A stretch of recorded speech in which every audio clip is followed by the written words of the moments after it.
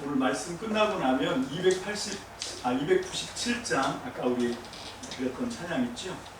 찬양 드리고 그 다음에 하나님의 말씀을 받는 시간을 갖도록 하겠습니다. 로마서 지금 하는 게 아니고요. 말씀 끝나고 로마서 1장 8절로 15절 한 절씩 교독하면서 하나님 말씀을 받겠습니다. 나는 먼저 여러분 모두의 일로 예수 그리스도를 통하여 나의 하나님께 감사를 드립니다. 그것은 여러분의 믿음에 대한 소문이 온 세상에 퍼지고 있기 때문입니다. 하나님은 내가 그 아들의 복음을 전하는 일로 중심으로 섞이는 분이시기에 내 마음속을 알고 계십니다.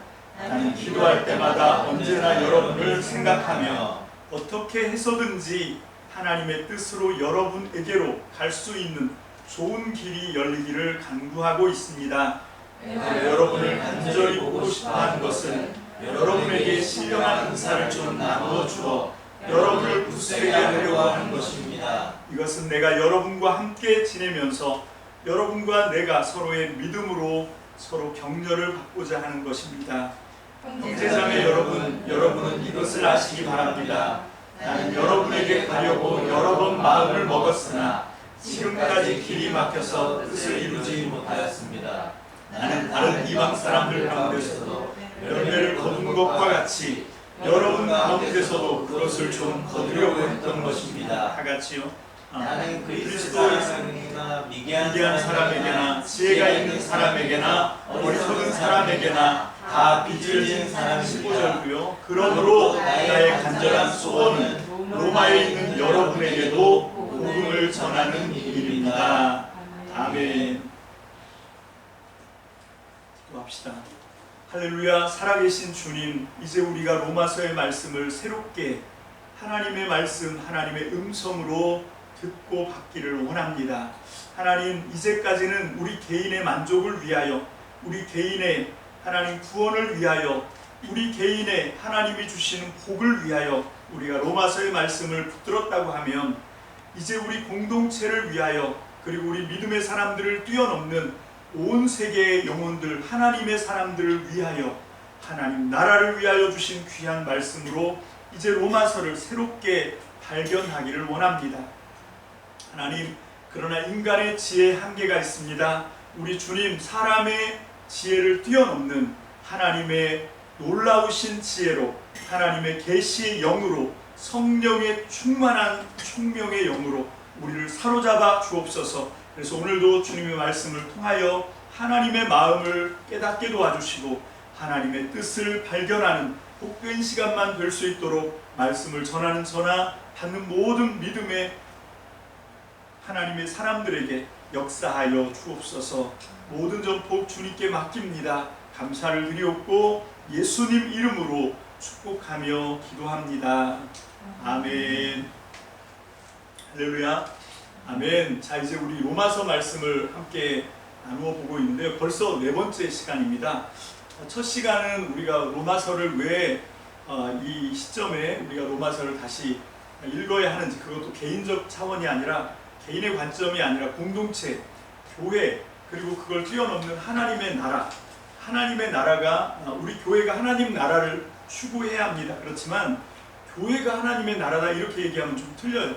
하나님의 나라는 교회를 포함한, 또 교회를 뛰어넘는 그런 더 큰 개념입니다. 그래서 우리가 결국 이 로마서는 바울이 자기가 지금까지 섬기며 사역했던 하나님의 진리에 붙들려서 사역했던 그 복음 사역인데, 그런데 이 복음은 개인에게도 굉장히 필요한 복음이지만 사도 바울은 이 로마서를 통해서 하나님 나라 복음으로 이 로마서를 썼다라고 우리가 그렇게 이제 결론을 내리고요. 사실이 또 그렇고, 그래서 우리가 그동안은 이 로마서 말씀을 통하여 내 개인의 믿음의 어떤 유익을 추구했다고 하면, 이제는 좀 나에게서 벗어나서, 나를 뛰어넘어서 하나님 나라 관점에서 이 로마서가 어떻게 다시 읽혀지고 다시 우리의 삶을 통하여 다시 실천되어야 하는지, 그런 마음으로 이제 첫 번째 시간 우리가 이 로마서를 하나님 나라 관점에서, 우리 교회의 관점에서 나를 벗어나서 우리의 관점에서 이 로마서를 다시 한번 듣고 배우자 하고 이제 로마서 첫 시간을 열었고요. 두 번째 시간은 이 로마서를 시작하는 데 있어서 가장 중요한 것은 사도 바울의 어떤 능력이 아니고 하나님이 바울에게만 주셨던 특별한 은혜, 그것이 나에게 주신 하나님의 은혜주요. 여러분, 우리가 공통으로 일반적으로 받는 은혜가 있고, 그리고 다른 사람은 모르는, 하나님과 나만 아는 굉장히 비밀스러운 나에게만 임한 하나님의 은혜가 있다. 바울이 지금 그 얘기를 하고 있죠. 그래서 그 은혜 때문에 지금 바울은 이 로마서를 쓰는 여기까지 지금 오게 됐다. 그게 두 번째 우리 함께 살펴봤던 말씀이고, 지난 시간에는 복음을 위하여 이 은혜가 이제 사도 바울로 하여금 소명으로 끌고 갑니다. 사도 바울은 그냥 은혜 받고 거기서 끝나는 것이 아니라 은혜는 은혜, 소명은 소명 이렇게 하는 것이 아니고 하나님의 은혜가 결국 사도 바울로 하여금 하나님 나라 복음을 위하여 헌신하는 그런 사람이 되었다라고 하는 것이죠. 그리고 이제 이어지는 오늘 네 번째 설교가 간절한 소원입니다. 지난 시간에는 로마서 1장 1절로 7절 이게 서론이고, 그리고 이제 로마서 15장 14절로 16장 20절이 결론이고, 그 사이에 있는 로마서 1장 8절, 오늘 이 본문이죠. 8절부터 로마서 15장 13절까지가 몸통 말씀이다. 이렇게 이 분류를 해드렸습니다. 굉장히 이 대충 분류를 한 거죠. 그렇지만 아주 정확한 구분입니다. 그렇게 되어 있는데, 지난 시간에는 서론 말씀 로마서 1장 1절로 7절을 통해서 사도 바울은 일반적으로 그 당시에 2000년 전에 그 당시에는 헬라 문화권이었습니다. 로마가 로마에 의해서 속국이 되어 있는 상황이지만 문화는 헬라 문화였다, 그리스 문화였다라고 말씀을 드렸고, 그 그리스 문화권에서, 헬라 문화권에서 편지를 쓰는 양식이 어떻게 편지를 쓰냐면 누가 편지를 썼는지 발신자, 그리고 이 편지는 누가 읽어야 되는지 수신자, 그리고 감사의 인사, 이렇게 세 부분으로 나누어져 있다. 그래서 이제 그런 구조로 지난 시간에 우리가 함께 살펴봤고요. 그래서 이거는 이 로마서는 누가 뭐래도 편지글이다. 편지글 양식을 통해서 사도 바울은 지금 뭔가 자기가 하고 싶은 얘기를 하려고 하고 있다라고 하는 것을 우리가 대충 눈치를 챘습니다. 이제 오늘 네 번째 시간 간절한 소원, 이 로마서 1장 8절로 15절 말씀을 통해서 우리가 하나님의 은혜를 함께 나누길 원합니다. 자, 이렇게 먼저 지난 시간을 대략 정리를 했고요. 사실은 이제 다음 시간에 나오는 로마서 1장 16절로 17절 이 말씀이 되게 중요한 말씀이에요. 어떻게 보면 로마서 16장까지의 전체를 끌고 가는 굉장히 핵심적인, 여러분 로마서의 핵심은 뭘까요? 로마서 이 편지를 통해서 사도 바울이 로마에 있는 성도들에게 뿐만 아니라 성령님을 통해서 이제 오고 오는 모든 믿음의 사람들에게 이 로마서는 사도 바울에게 있어서는 바울의 복음이라고도 얘기할 수 있는데, 바울의 복음의 핵심을 바울은 이 로마서라고 하는 편지글을 통해서 뭘로 정의하고 있냐면, 한마디로 얘기해서 제가 파악하기는 하나님의 의입니다. 하나님의 의가 이 로마서 전체를 관통하고 있고, 이 로마서를 통해서 사도 바울이 자기가 하나님의 은혜로 깨달았던 하나님의 복음, 그것은 결국 하나님의 의였다 라고 하는 것인데, 이제 그 하나님의 의가 본격적으로 선포되는 말씀이 다음 주에 우리가 함께 나눌 이제 로마서 1장 16절 17절 거기에 이제 던져지고 있어요. 이게 연역법이라고 하는데, 먼저 선명한 주제가 딱 던져지고 난 다음에 그 다음에 이제 그 주제에 입각해서 쭉 풀어간 그런 글을 우리가 연역이라고 하죠. 그 연역의 반대는 귀납인데, 귀납은 뭡니까? 처음부터 이렇게 결론을 딱 던져주는 것이 아니라 쭉 사고의 과정을 발전시키고 진전시켜 나가면서 마지막 부분에 가면 이제 이 글을 써가는 사람이 아니더라도 충실하게 그 과정을 따라가기만 하면 넉넉하게 아주 쉽게 결론을 유추할 수 있는, 그게 이제 귀납법인데, 성경 66권은 거의 다 연역법이라고 보시면 됩니다. 제가 이 얘기를 하는 건 뭔가 하면 여러분들이 성경 66권을 해석하는데 도움을 받으라고 한 건데, 성경은 맨 처음에 결론을 딱 던집니다. 대표적인 게 창세기죠. 창세기 1장 1절 어떻게 되어 있습니까? 태초에 하나님이 천지를 창조하셨다. 이게 어떻게 보면 성경 66권 전체의 핵심이라고 할 수 있어요. 우리는 이 세상이 우연히 생겼다고 믿는 사람들이 아닙니다. 이 세상은 태초에 하나님이 창조하신 세상이다 라고 하는 그 대전제 믿음을 딱 붙들고 나머지 요한계시록까지 쭉 말씀이 풀어져 나가고 우리의 인생도 풀어져 나가고 그런 것처럼 그 나머지 성경 각 권 66권은 다 그런 식으로 연역법인 거예요. 먼저 대명제가 딱 던져지고 그 다음에 쭉 풀려나가는 거죠. 자, 이제 오늘은 이 로마서 전체의 대명제인 하나님의 의, 그것이 선포되기 직전에 어떤 말씀이 나오고 있는가, 다음 시간이 중요하지 오늘은 덜 중요하다 그게 아니고요. 오늘 말씀을 잘 해석하고 오늘 말씀을 정말 꼭꼭 씹어서 잘 이해를 해야 다음 시간에 이 로마서 전체의 핵심을 우리가 파악할 수가 있게 되는 것이죠. 그래서 오늘 이 말씀은 너무 굉장히 중요한 말씀이다 라고 하는 걸 강조드리고요. 오늘 말씀, 오늘 설교의 제목이 뭡니까? 오늘 설교 제목이 간절한 소원입니다. 여러분, 사람들은 누구나 다 인생을 살아갈 때 소원이 있습니다. 가장 불행한 인생은 내가 왜 사는지에 대한 목적 없이, 소원 없이 사는 사람인 것 같아요. 여러분, 하루를 살더라도 소원이 있는 사람과 100년을 살더라도 소원 없는 사람, 둘 중에 어떤 거가 더 가치 있고 의미 있는 삶일까요? 그래도 양이 100년인데 오래 사는 게 낫지, 이렇게 얘기할 수 있지만 제가 생각할 때는 정말 하루를 살더라도 내가 왜 사는지, 무엇을 위해서 사는지 이 목적이 뚜렷하고 분명해야 합니다. 여러분, 사도 바울은 무엇 때문에 살았습니까? 지난주 설교의 제목이 그거잖아요. 뭡니까? 나는 복음을 위하여 산다. 이게 사도 바울의 인생의 목적입니다.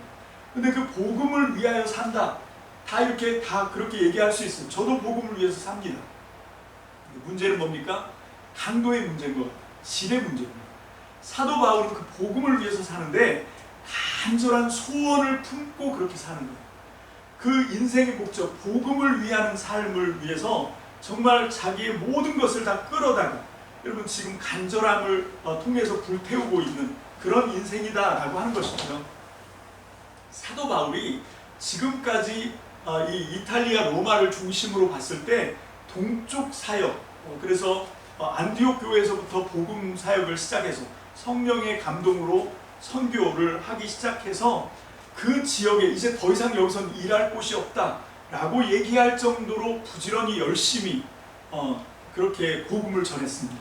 얼마나 열심히 했으면 이제 더 이상 이 지역에서는 내가 일할 곳이 없다라고 얘기할 수 있을까요? 여러분, 이거는 뭐 이 사람의 탁월한 능력 이런 걸 떠나서 가장 중요한 건 뭔가 하면 그만큼 십수년을 간절함에 사로잡혀서 하루하루를 살았던 결과가 그겁니다. 여러분, 그 인생의 뚜렷한 목적, 복음을 위하여, 그리고 그 목적을 달성하고 싶은 간절한 열망, 소원, 그것을 가지고 사도 바울은 정말 수없이 매맞고 옥에 갇히고 목숨을 잃어버릴 그 위험을 견뎌가면서 복음을 전했더니 지금 로마서를 쓰면서 더 이상 여기는 일할 곳이 없다, 그게 된 거예요. 여러분, 이건 저절로 되는 것이 아닙니다. 사도 바울이 그만큼 자기 인생의 목적, 그게 복음을 위하여인데 그걸 위해서 얼마나 간절한 삶을 살았는지, 얼마나 열심히 살았는지, 그것이 결국 이 로마서를 쓸 때 더 이상 여기는 일할 곳이 없어서 내가 너희에게 들렸다가 너희에게 도움을 받아서 이제 스페인, 서바나라고 우리 성경은 그렇게 번역하고 있는 그게 스페인이거든요. 이베리아 반도, 그게 유럽의 저 땅끝입니다. 대서양을 맞닿아 있는 그 유럽 저 땅끝까지 내가 복음을 가지고 가겠다 라고 하는 편지를 지금 로마서에 쓰고 있거든요. 사실 이 로마서를 쓰는 것도, 이 속에서 로마서를 쓰는 데에서도 우리는 뭘 봐야 되냐면 사도 바울의 절절한 소원이 여기에 담겨 있습니다.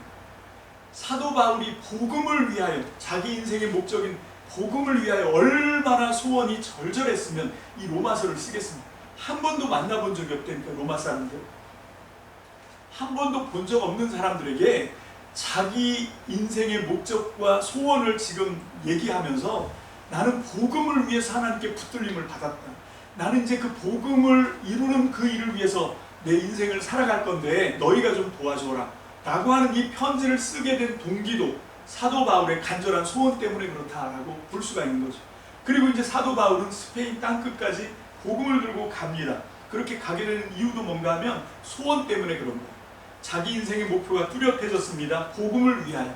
그리고 그 복음을 위하는 자기의 인생을 이 사도 바울이 이렇게 열심히 간절한 소원을 불태우면서 지금 이 편지를 쓰고 있다. 오늘 이 서론을 끝내고 이제 본론을 시작하면서 바울은 뭐부터 시작합니까? 감사부터 시작합니다. 여러분, 이렇게 인생의 목적이 뚜렷하고 그 인생의 목적을 달성하기 위한 간절한 소원과 열망을 갖고 있는 사람이 감사를 하고 있습니다. 자, 8절 다 같이 볼까요? 8절 시작. 로마서 1장 8절입니다. 시작. 나는 먼저 여러분 모두의 일로 예수 그리스도를 통하여 나의 하나님께 감사를 드립니다. 그것은 여러분의 믿음에 대한 소문이 온 세상에 퍼지고 있기 때문입니다. 여러분, 지금 사도 바울은 로마서를 쓰면서 한 번도 만나본 적이 없는 로마 성도들에게 감사하고 있습니다. 물론 하나님에게 감사하지요. 목적이 여기 감사를 수식하고 있는 말이 나의 하나님께 감사를 드립니다. 그리고 그 하나님께 감사를 드리는 가장 중요한 주제문 바로 앞에는 그리스도 예수를 통하여, 예수 그리스도를 통하여 나의 하나님께 감사를 드립니다. 근데 그렇게 하나님 앞에 예수를 통하여 감사하게 된 그 이유가 있죠. 왜 그렇게 됐다라고 얘기합니까? 그 뒤에 나옵니다. 그것은 여러분의 믿음에 대한 소문 때문에 그렇다라고 하는 것입니다. 로마에 있는 성도들의 믿음에 대한 소문이 들어왔어요. 근데 여러분 이거 아십니까? 여러분, 항상 양지가 있으면 음지가 있어요. 여러분, 빛이 있으면 그림자가 있습니다. 모든 사람이 장점만 다 있다 그럴 수 없습니다. 장점과 단점이 같이 있거든요. 근데 지금 사도 바울은 로마에 있는 사람들의 추문, 나쁜 소식, 이걸 얘기하지 않습니다. 좋은 소식을 얘기합니다. 왜 그렇습니까? 여러분, 자기 인생의 목적이 뚜렷하고 그 목적을 이루고자 하는 간절한 소원이 있기 때문에 그런 거지. 여러분, 지금 사도 바울이 로마에 있는 성도들에게 장점을 찾는데 어떤 장점을 찾습니까? 믿음에 대한 소문입니다. 로마에까지, 그 로마에도 교회가 세워졌는데 그 로마에 있는 성도들의 믿음에 대한 소문을 들었습니다. 여러분, 이렇게 자기 인생의 목적이 뚜렷하고 그 목적을 성취하려고 하는 간절한 소망, 열망, 그것이 활활 타오르고 있는 사람은 모든 것을 긍정적으로 바라보는 그런 눈을 갖게 된다라고 하는 것입니다. 여러분, 왜 내가 세상을 바라보는 눈이 부정적이고 항상 비판적이고 그러냐면, 여러분, 여러 가지 다른 이유들도 있을 수 있겠지만 그 사람이 너무 현철하고 똑똑해서 그렇게 남들이 보지 못하는 단점, 그런 어떤 비리, 이런 것들을 정확하게 찾아내는 능력이 있다, 그럴 수도 있습니다. 근데 우리가 조심해서 점검해 봐야 되고, 혹시 나는 인생의 목적이 없는 사람인가? 여러분, 내가 내 인생의 목적이 없으면 내가 접하고 대하는 모든 세상을 나는 곱게 볼 수가 없어요. 나는 항상 그 속에서 뭔가 추악한 소문을 찾아내기를 원하고, 그래서 그 가려진 민낯을 좀 들춰내기를 원하고. 왜? 나 혼자 꿈 없이 비참하게 사는 인생 억울하잖아요. 나도 이렇게 망가졌는데 너도 좀 망가뜨려야 되겠고, 그런 삐뚤어진 그런 부정적인 의식이 작용할 수 있다라고 하는 것입니다. 근데 그게 아니라 내 짧은 인생, 여러분, 우리의 인생은 유한하잖아요. 우리가 영원히 살 수 있는 거 아니고 우리에게 주어진 시간은 한계가 있습니다. 그 짧은 시간 동안에 내가 내 인생의 목적이 뚜렷하고 그 목적을 이루고 싶은 열망이 활활 타오르게 되면 어떻게 됩니까? 굳이 그 사람의 그림자, 이 안 좋은 추악한 소문, 그런 걸 찾아내서 시간 낭비할 그런 여유가 없습니다. 어떻게 되냐면 좋은 면을 보게 돼요. 아무리 나쁜 사람도 찾으면 장점이 다 있습니다. 그런 것을 통해서 세상을 아름답게 만들어가는 거거든요. 지금 사도 바울이 로마에 편지를 쓰면서 여러분, 감사로 시작하는 것에서 우리는 굉장히 이 많은 것을 좀 배웠으면 좋겠다는 생각이 있습니다. 사도 바울은 이 로마에 있는 성도들 때문에 예수님을 통하여 하나님께 감사를 드린다라고 얘기합니다. 그 로마에 있는 성도들이 어떤 건가? 믿음에 대한 소문이에요. 여러분, 우리는 서로 옆에 있는 사람의 단점을 보는 사람이 아니라 장점을 보는 사람이 되시길 주의 이름으로 축복합니다. 아멘. 교회가 건강해지는 비결, 여러분 다시 말합니다. 모든 사람은 단점 찾으면 다 있어요. 털어 먼지 안 나는 사람 없습니다. 근데 굳이 그 먼지를 털어서 먼지를 막 푹석거리고 그래서 나한테 행복할 일이 뭐가 있습니까? 여러분 우리는 어떻게 해야 되냐면 함께 살아가는 우리 내 옆에 있는 동지들, 내 옆에 있는 믿음의 형제와 자매들의 장점을 찾아내는 탁월한 능력자가 되시길 주의 이름으로 축복합니다. 아멘. 그래서 서로 장점을 찾아내고 칭찬하고 그것 때문에 감사하고 그것 때문에 기뻐하고 그것 때문에 행복해하고 그러면 화목해지는 거예요. 그러면 건강한 교회가 되는 겁니다. 여러분 건강하고 힘있고 능력 있는 교회가 되는 비결 그건 뭡니까? 단점을 찾아내서 서로 고발하고 서로 비난하고 원망하고 다투고 싸우고 그렇게 하면요 어떤 교회도 다 무너집니다. 근데 그게 아니라 우리가 수없이 많은 단점, 부족한 점이 있지만 그런 것들은 사랑으로 덮어주고 그런 것들은 사랑으로 용납해주고 그러면서 장점을 찾아서 격려하고 칭찬하고 그러면 고래도 춤을 춘대잖아요. 그래서 서로가 관계가 좋아지고 화목해지고 그러면 건강한 교회가 되는 거예요. 힘있는 교회가 되는 겁니다. 여러분 지금 사도 바울은 이 로마의 편지를 쓰면서 이 믿음에 대한 소문을 듣고 내가 감사한다 라고 하는 칭찬으로 시작하고 있는 것 우리가 좀 잘 살펴보고 우리의 삶에 적용하는 저와 여러분들 되시길 주의 이름으로 축복합니다. 아멘. 사도 바울은 그러면서 9절 말씀 다 같이 볼까요? 시작. 하나님은 내가 그 아들의 복음을 전하는 일로 충심으로 섬기는 분이시기에 내 마음속을 알고 계십니다. 나는 기도할 때마다 언제나 여러분을 생각하네. 사도 바울이 그냥 뜬 소문만 듣고 감사하는 사람이 아니었다는 겁니다. 사도 바울이 왜 이렇게 로마에 있는 성도들의 이 소문에 민감할 수 있었냐면 뭐 때문에요? 기도하기 때문에 그렇다는 거예요. 여러분 다시 말합니다. 우리의 기도가 우리의 삶의 울타리 안에 갇혀 있으면 안 돼요. 우리는 서로가 서로를 위해서 기도해 주는 사람이어야 합니다. 우리 옆 사람과 인사합시다. 나를 위해서 기도해 주셔서 감사합니다. 시작. 나를 위해서 기도해 주셔서 감사합니다. 좀 찔리지 않습니까? 많이 찔려요. 여러분 기도를 여러분 성도가 뭐냐면 서로가 서로를 위해서 기도해 주는 관계예요. 그게 성도입니다. 우리가 비록 거리가 멀어서 서로 만날 수 없지만 우리가 서로가 서로를 위해서 기도를 해주고 있으면 그게 성도인 거예요. 여러분 사도 바울이 어떻게 이 로마에 지금처럼 이 당시에는 이 인터넷이 있는 것도 아니고 SNS가 있는 것도 아니고 그러면 어떻게 로마 사람들의 믿음의 소문을 들을 수 있어서 관심이 있기 때문에 그렇습니다. 바울이 로마 교회에게 관심이 있었던 비결이 뭡니까? 나는 기도할 때마다 이게 중요합니다. 기도할 때마다 빼지 않고 항상 너희를 기억하고 기도한다. 여러분 이 하나님이 내 마음을 아신다. 나는 너희를 위해서 기도한다. 사도 바울이 로마 교회를 알고 난 뒤부터 바울은 로마 교회를 위해서 기도하는 사람이었어요. 여러분 기도는 이런 겁니다. 전 여러분들이 정말 기도에 익숙한 사람이 되시길 원해요. 여러분 제가 하는 기도 방법 한 가지를 소개해드리면 저는 어디를 가다가 교회 십자가를 보면 기도합니다. 교회 간판을 보면 기도합니다. 그 교회가 나랑 무슨 상관이 있기에 그런 게 아니고 정말 한 복음으로 같이 하나님 앞에 쓰임받는 교회라고 하면 우리가 그렇게 그 지역에 있는 교회들을 바라보면서 기도할 수 있는 그런 기도자가 되시기를 주의 이름으로 축복합니다. 그 기도를 통해서 우리는 관심을 갖게 되는 거죠. 사도 바울이 이 로마 이 교회에게 관심을 가질 수 있었던 비결 그것은 바로 기도 때문이었다. 자 그러면서 그냥 기도만 하는 것이 아니라 기도하다 보니까 어떤 마음을 주셨습니까? 하나님이 이 로마 사람들을 좀 만났으면 좋겠다. 로마에 있는 성도들을 만나보고 싶다. 그런 마음을 주셨다는 거죠. 자, 이 10절부터 12절까지 우리 함께 하나님 말씀을 다 같이 받들어 읽습니다. 시작. 어떻게 해서든지 하나님의 뜻으로 여러분에게로 갈 수 있는 좋은 길이 열리기를 간구하고 있습니다. 내가 여러분을 간절히 보고 싶어하는 것은 여러분에게 신령한 은사를 좀 나누어 주어 여러분을 굳세게 하려고 하는 것입니다. 이것은 내가 여러분과 함께 지내면서 여러분과 내가 서로의 믿음으로 서로 격려를 받고자 하는 것입니다. 아멘. 자 여기 보면 사도 바울이 지금 로마 교회를 위해서 기도하고 있고 기도를 통해서 로마 교회의 소문을 들었고 여러분 그 로마 성도들의 믿음 때문에 지금 예수님을 통해서 하나님께 감사하고 있습니다.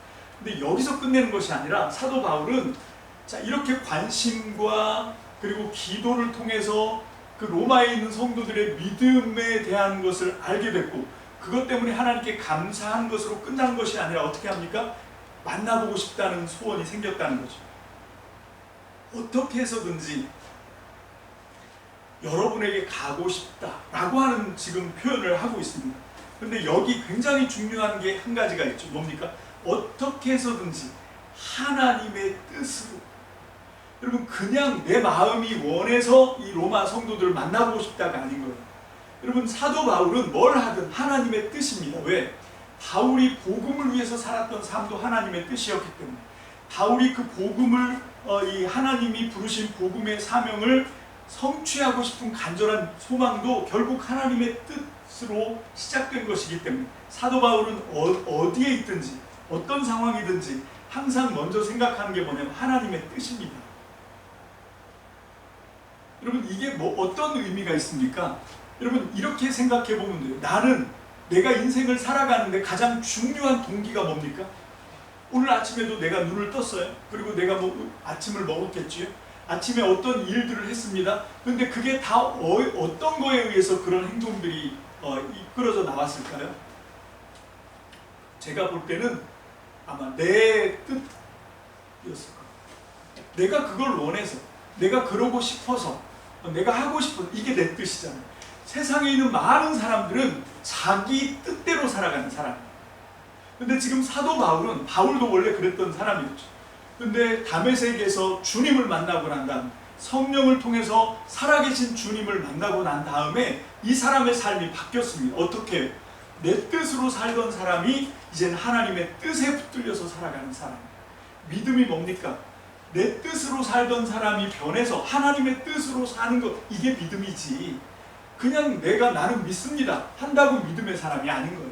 많은 사람들이 교회를 출석하고 있지만 한국 교회가 힘이 없는 이유가 뭔가 하면 교회는 다니는데 하나님의 뜻이 뭔지를 몰라요. 그냥 내가 원해서 다니는 거예요. 내가 좋아서 다니고 그게 내 뜻이에요. 내 뜻대로 살아가니까 하나님의 뜻대로 살아가는 게 어떤 건지를 모릅니다. 진짜 믿음은 하나님의 뜻에 붙들려 살아가는 거예요. 우리 교회 이름이 뭡니까? 참믿음 교회입니다. 여러분 우리가 우리 믿음만 참믿음이다 그래서 참믿음이 아니라 우리가 그 참된 믿음을 추구하기 때문에 그래요. 참된 믿음을 아주 쉽게 얘기하면 뭔가 하면 내 뜻으로 살던 사람이 어떻게 해요? 하나님의 뜻을 받들어 사는 사람으로 바뀌는 거예요. 이게 참믿음입니다.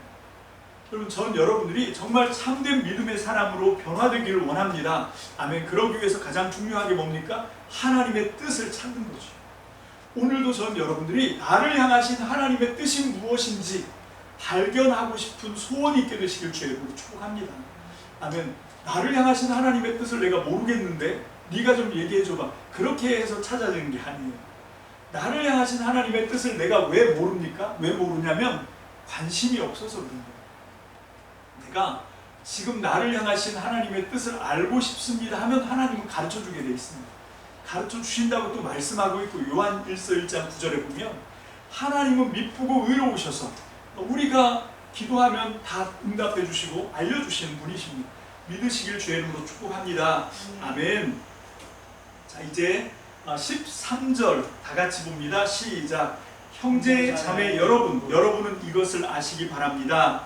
나는 여러분에게 가려고 여러 번 마음을 먹었으나 지금까지 길이 막혀서 뜻을 이루지 못하였습니다. 나는 다른 이방 사람들 가운데서도 열매를 거둔 것과 같이 여러분 가운데서도 그것을 좀 거두려고 했던 것입니다. 자, 사도 바울은 그냥 단순히 로마 성도들을 만나고 싶다라고 하는 마음만 있었던 사람이 아니라 그것을 실행에 옮겼던 사람이었다라고 하는 것을 이 13절이 증언해 주고 있는 거예요. 근데 성공했답니까? 성공하지 못했답니까? 아직 성공하지 못했어요. 성공하지 못했지만 중요한 건 뭔가 하면 포기하지 않는다는 거죠. 사도 바울은 이게 하나님의 뜻에 붙들려서 되어가는 모든 일이기 때문에 복음을 위하는 삶, 그리고 그 복음을 성취하기 위해서 지금 간절한 소원으로 이루어지는 일 중에 하나가 로마에 있는 교회들을 위해서, 성도들을 위해서 기도했던 일이고, 그 기도를 통해서 관심이 확장되었고, 바울은 그 로마에 있는 성도들의 믿음의 소문을 듣고 예수님을 통해서 하나님께 감사하게 되었고, 그래서 이제 그 사람들을 좀 만나서 서로가 서로를 세우는, 나는 특별한 사람이고 나는 대단히 뛰어난 사람이니까 내가 너를 도와줄게, 이런 관계가 아니라는 거예요. 그리고 어떻게 되는 건가 하면 내가 여러분들에게 성령의 은사를 나누어 주어서 여러분들을 세워가는 것처럼 또 여러분들의 도움으로 또 나도 세워가는 거예요. 우리는 어느 사람도 완전한 사람이 없어요. 우리는 서로 세워가는 사람이 되시기를 주의 이름으로 축복합니다. 아멘. 자, 그렇게 하는데 그 일을 그냥 구상만 하는 사람이 아니라 어떻게 한다는 겁니까? 그 일을 정말 실현하기 위해서, 실천하기 위해서 애쓰는 이 사도 바울은 실천의, 복음을 위한 실천의 사람이었다라고 하는 거죠. 그래서 사도 바울은 여러 번 로마로 가고 싶어서 시도를 했었다는 거죠. 그런데 계속 막혔다라고 이야기합니다. 근데 중요한 건 그렇게 자꾸 막혔지만 포기하지 않고 지금 또 한 번 더 시도하고 있다라고 하는 거죠. 그럼 결국 어떤 사람이 그 소원을 이루고 꿈을 이루는 사람이 있고, 어떤 사람은 그냥 꿈만 꾸다가 끝나는 인생이 있죠. 그럼 그 차이가 뭔지 아십니까? 그 꿈만 꾸다가 끝나는 인생은 그냥 꿈만 꿔서 그래요. 그런데 그 꿈을, 소원을 이루는 사람은 뭡니까? 그 꿈과 소원을 성취하기 위해서 할 수 있는 모든 방법을 다 동원하는 거죠. 실패를 하더라도 굴하지 않는 겁니다. 넘어져도 다시 일어나는 거죠. 그래서 어찌하든 내 꿈, 내 소원을 이루고야 말겠다. 그래서 그 꿈과 소원에는 뭐가 필요하냐면 간절함이 필요한 겁니다. 사도 바울의 소원은 간절한 소원이었어요. 그러면 이 간절한 소원이, 그 간절함이라고 하는 그 표현이 뭘 의미하고 있냐면, 여러 번 길이 막혀도 포기하지 않는 것, 이게 간절함이에요. 여러 번 실패해도 다시 일어날 수 있게 하는 힘이 간절함에서 나옵니다. 전 여러분들에게도 인생의 목적이 뚜렷하길 원합니다. 그리고 그 뚜렷한 목적을 이루기 위해서 여러분들의 마음속에 소원이 붙잡히기를 원합니다. 그런데 그 소원을 실천하는 비결은 뭔가 하면 간절함에 있다는 거예요. 사도 바울은 여러 번 길이 막혀서 만나지 못했지만 포기하지 않고 지금도 또 가고 싶다라고 하는 뜻을 편지를 통해서 쓰고 있습니다. 자, 그런데 그 간절한 소원이 어떻게 나오고 있는가? 그게 이제 14절, 15절에 잘 드러나고 있죠. 다 같이 볼까요? 시작. 나는 그리스 사람에게나 미개한 사람에게나 지혜가 있는 사람에게나 어리석은 사람에게나 다 빚을 진 사람입니다. 아멘. 지금 사도 바울은 자기의 인생을 빚진 인생이다라고 얘기합니다. 그런데 이게 금전적인 빚을 진 것이 아니라 다른 빚인 것 같아요. 자, 그런데 그 빚을 진 사람, 내가 부채감을 느끼는 사람이 어떤 사람이냐? 먼저 헬라 사람이라는 그리스 사람. 여러분, 이 당시 유대인들은 세상을 딱 두 개로 나누고 있어요. 하나는 유대인을 뺀 나머지는 이방인. 이게 지금 이 시대에는 헬라인이라고 얘기하는 거예요. 자, 그리스 사람에게나 미개한 사람에게나 지혜 있는 사람에게나 어리석은 사람에게나, 그러면 이게 뭔가 온 세상 모든 사람 다 이렇게 얘기하는 거예요. 나는 온 세상 모든 사람 다에게 뭡니까? 빚을 진 사람이다. 무슨 빚을 졌다는 거예요? 복음의 빚진 자다라고 하는 거예요. 여러분, 나는 모든 사람에게 복음의 빚을 졌기 때문에 나는 복음을 전해야 한다. 이게 사도 바울의 인생의 목적에 대한 자기의 인생 목적 서술입니다. 내가 왜 내 인생의 목적을 복음을 전하는 일로 삼았냐면, 나는 모든 사람에게 복음의 빚을 진 사람이다 라고 얘기합니다. 그러면 이게 어떤 논리입니까 도대체? 아니, 언제 복음의 빚을 진 거예요? 사도 바울이 예수님을 만났을 때입니다. 무슨 얘기인가 하면, 예수님이, 부활하신 주님이 나 말고 다른 사람을 만나줄 수 있는데 나를 찾아오신 거예요. 나를 구원하신 거예요. 그러면 아우 잘됐다, 아싸, 그러고 끝낼 수도 있잖아요. 근데 바울은 그렇게 생각하지 않는 거예요. 왜 세상의 가장 찌꺼기 같은, 왜 세상 모든 사람보다 부족한 사람인 나에게 찾아오셔서 이 복음을 알게 하셨나? 그것을 사도 바울은 정말 이 세상의 찌꺼기 같은 나에게 오셔서 하나님의 복음의 진리를 은혜로 알게 해주셨다라고 하는 것을 빚으로 생각한다. 나 말고 다른 사람의 눈을 열어주고 다른 사람에게 복음의 진리를 가르쳐 주셔야 되는데, 나같이 정말 하찮은 사람, 나같이 가치 없는 사람, 우리 첫 번째 시간에 우리 함께 나눠봤잖아요. 사도 바울은 자기를 복음의 회방꾼, 교회를 핍박하던 사람, 예수를 박해하던 사람으로 자기를 인정하고 있죠. 하나님 나라 복음의 원수였는데 하나님이 나에게 은혜를 베풀어 주셨다는 거예요. 그래서 바울은 이것을 빚으로 생각하고 있습니다. 여러분, 실제 역사 속에서 바울의 인생 속에서 바울은 스데반을 죽이는 일에 자기가 책임을 지고 사람들을 선동시켰어요. 그러니까 스데반의 죽음에 가장 이 책임 있는 사람이 사도 바울입니다. 그래서 바울은 자기를 살해자다라고 얘기합니다. 여러분, 스데반을 죽이는 일에 앞장섰고 사람들을 선동했고 그래서 스데반을 죽게 만들었던 사람이 사도 바울이었습니다. 그 일이 사도 바울에게는 평생 복음의 빚진 자가 되게 하는 거죠. 여러분, 그렇게 해서 사도 바울은 이 복음 앞에 무릎을 꿇고 이제 복음을 위해서 살아야 되겠다라고 하는 간절한 소원을 갖게 되었는데, 그 간절한 소원이 바로 이 빚진 마음이다라고 하는 것입니다.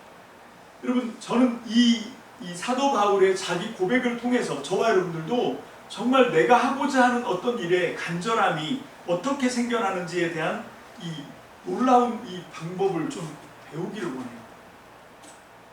그렇게 하면서 사도 바울은 다시 한번 결론으로 이야기하죠. 그게 15절입니다. 다 같이 볼까요? 시작. 그러므로 나의 간절한 소원은 로마에 있는 여러분에게도 복음을 전하는 일입니다. 자, 로마에 있는 여러분에게 복음을 전하는 일이 아니라 여기 로마에 있는 여러분에게도죠. 자, 사도 바울은 세상 모든 사람에게 복음에 빚진 사람이다 라고 자기를 규명하고 있습니다. 그래서 모든 사람에게 복음을 전하고 싶은 소원이 생겼습니다. 근데 그게 간절합니다. 왜? 이게 빚이기 때문에. 빨리 이 부채를 해결하고 싶은 거죠.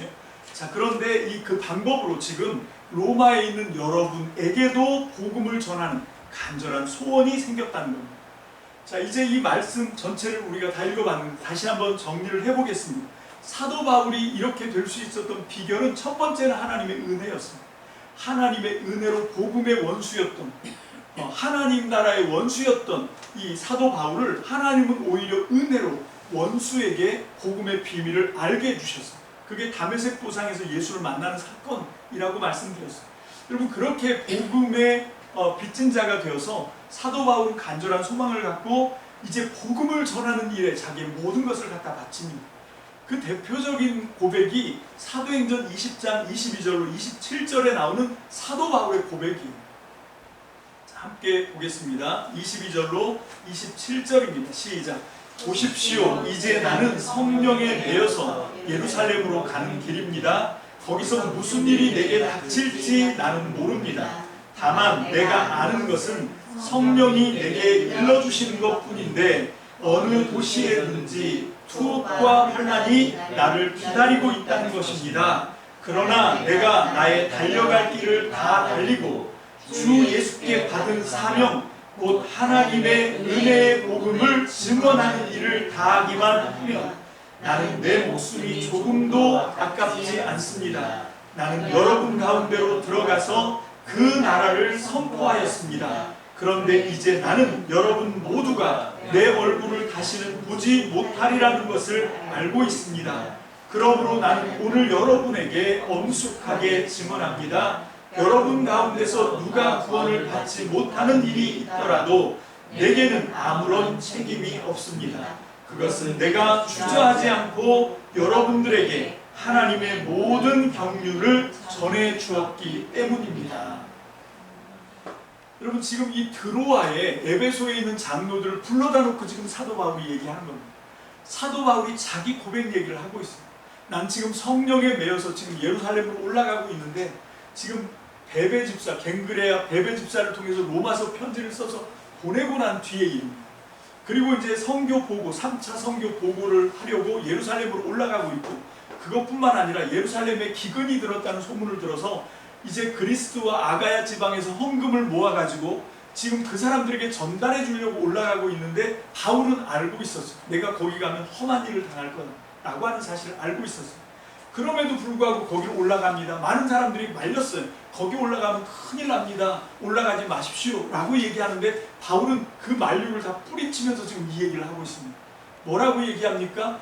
하나님이 나에게 맡겨주신 이 사명, 은혜의 복음을 증언하는 일을 다 할 수만 있다면 나는 내 목숨도 아깝지 않습니다. 왜 이렇게 고백할 수 있죠? 소원이 너무 간절하니까.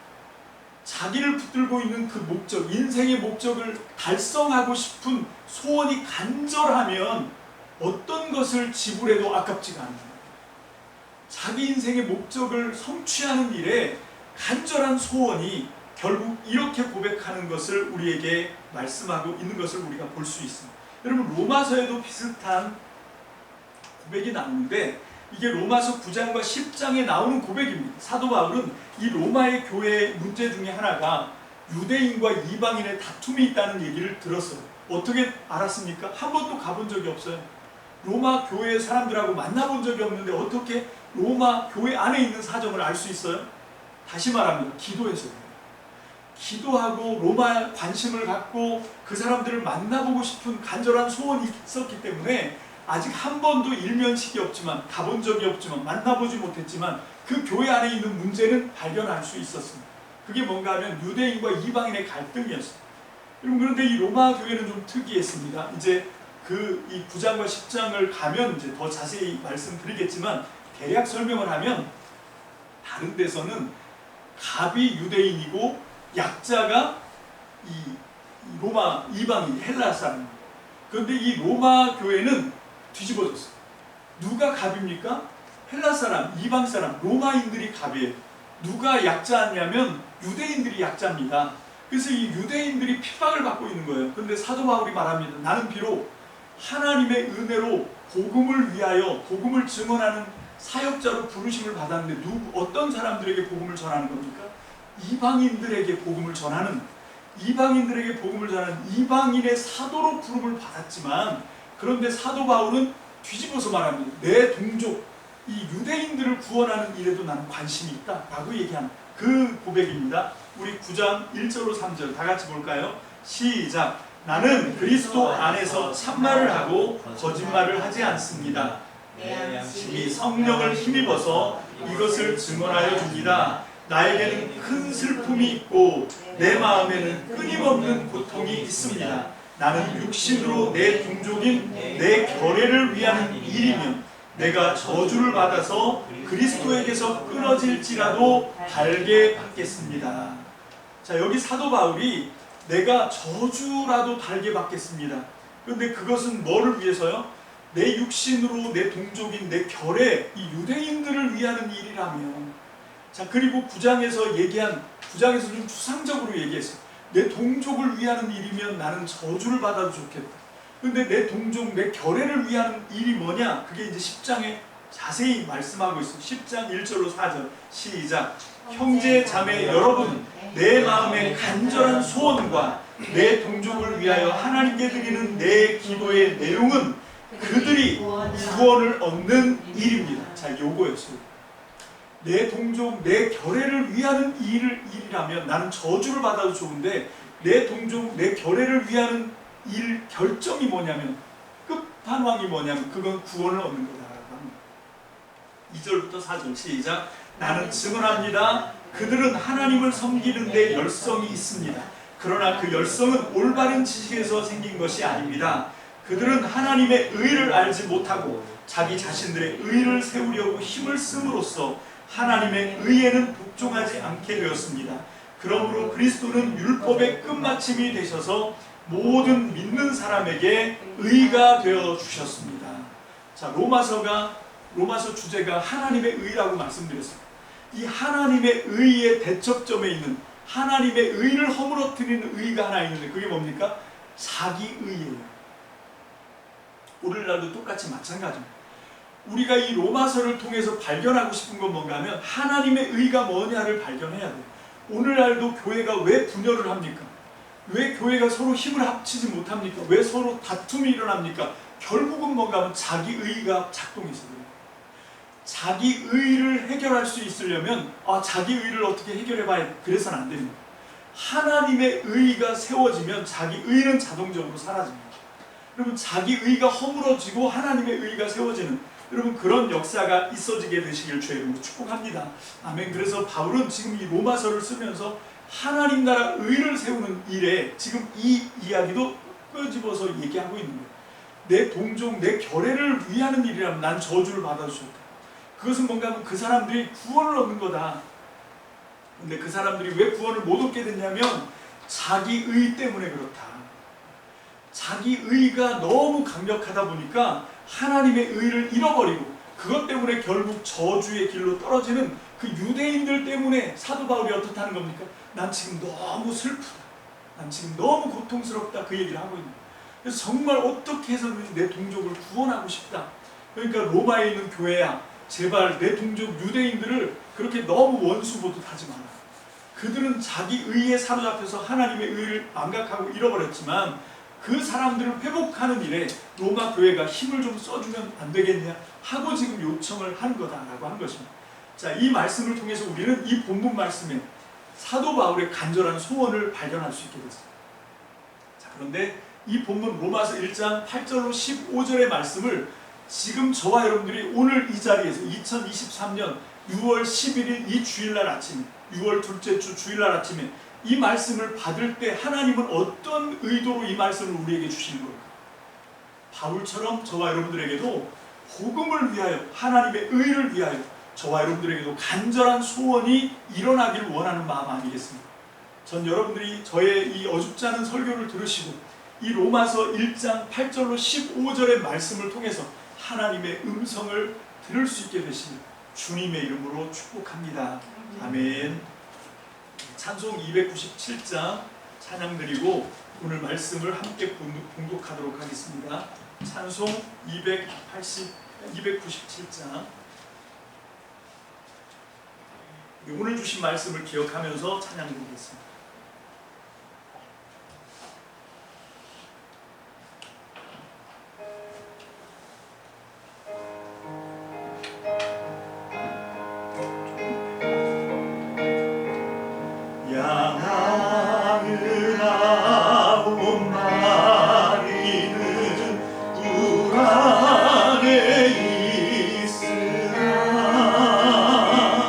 한 마리 양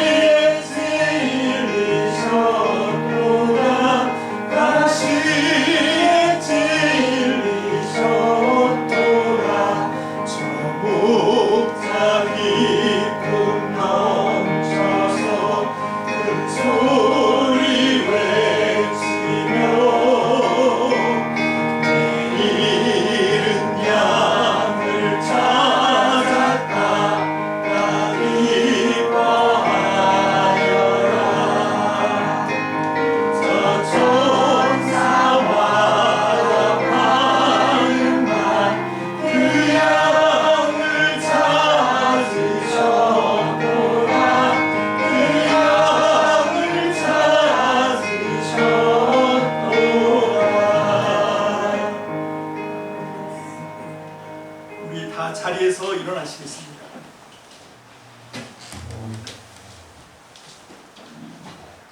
먼저 기도합니다. 하나님 감사합니다. 오늘 로마서 1장 8절로 15절 말씀을 통해서 사도 바울의 간절한 소원이라고 하는 제목으로 하나님의 말씀을 우리가 봤습니다.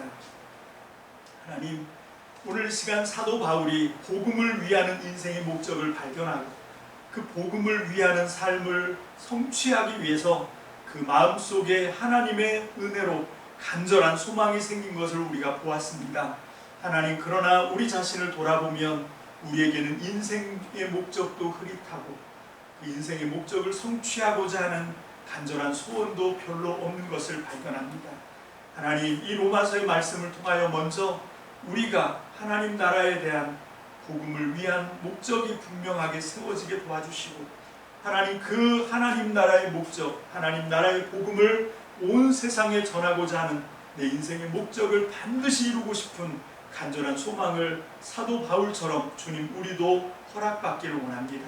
오늘 이 말씀을 받을 때 하나님, 각 사람의 심령에 주님의 음성이 들려오게 하시고 하나님 나라 복음을 위하는 한 번밖에 없는 인생 가운데 간절한 소원을 세워주셔서 하나님, 우리 참미는교회 성도들의 인생도 바뀌게 하시고 하나님, 부족한 이 종의 삶도 달라지게 주님 역사해 주시옵소서. 감사를 드립니다. 예수님 이름으로 축복하며 기도합니다. 아멘. 우리 다 함께 하나님의 말씀을 받습니다. 한 목소리로 합독합니다. 시작. 나는 먼저 여러분 모두의 일로 예수 그리스도를 통하여 나의 하나님께 감사를 드립니다. 그것은 여러분의 믿음에 대한 소문이 온 세상에 퍼지고 있기 때문입니다. 하나님은 내가 그 아들의 복음을 전하는 일로 중심으로 섬기는 분이시기에 내 마음속을 알고 계십니다. 나는 기도할 때마다 언제나 여러분을 생각하며 어떻게 해서든지 하나님의 뜻으로 여러분에게로 갈 수 있는 좋은 길이 열리기를 간구하고 있습니다.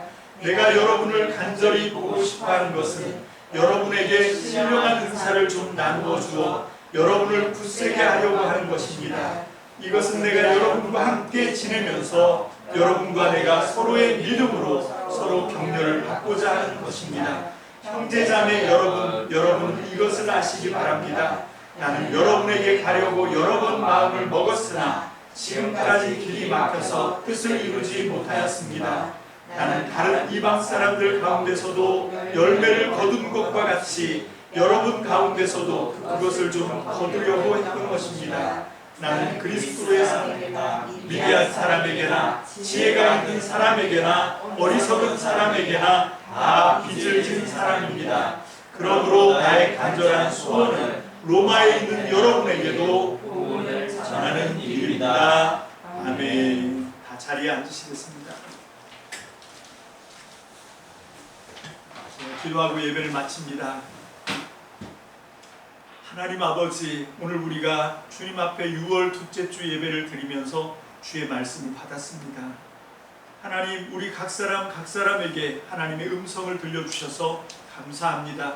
또한 우리 참믿음 공동체에게 하나님의 소원, 하나님의 목적 분명하게 세워주셔서 감사합니다. 하나님, 이것이 날이 가면 갈수록 더 분명해지게 하시고 특별히 하나님의 말씀을 통하여 온전히 잘 세워지게 축복하여 주옵소서. 오늘도 우리에게 변함없이 은혜를 베풀어 주시고 하나님의 온전하신 말씀과 사랑으로 이끌어 주심을 믿고 감사드립니다. 예수님 이름으로 축복하며 기도합니다. 이제는 우리